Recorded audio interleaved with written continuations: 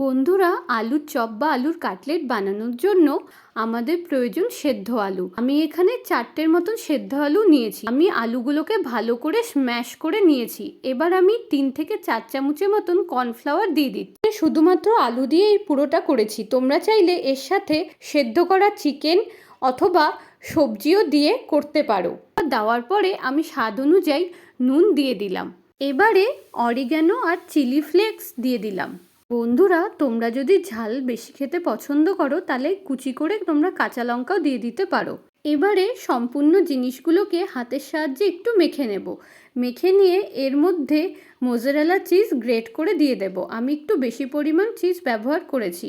এবার ভালো করে আবারও হাতের সাহায্যে মেখে নেব। আমি এখানে জল ব্যবহার করিনি, তোমরাও জল ব্যবহার করবে না।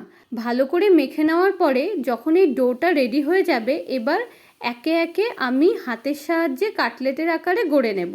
এবারে আগের থেকে বানিয়ে রাখা বেসনের গোলার মধ্যে আমরা একে একে কাটলেটগুলোকে দিয়ে ভালো করে মাখিয়ে নিয়ে এবার বিস্কুটের গুঁড়োর মধ্যে দিয়ে ভালো করে কোট করে নেব। এইভাবে আমাদের সবগুলো কাটলেট তৈরি করে নিতে হবে।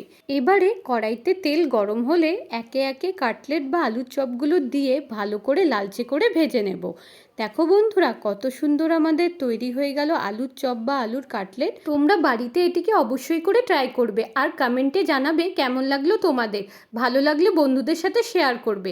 আর আমাদের চ্যানেলকে অবশ্যই করে লাইক, কমেন্ট এবং সাবস্ক্রাইব করতে ভুলো না। যারা রেসিপিটি ফেসবুকে দেখছো তারা অবশ্যই করে ফলো করে দিও।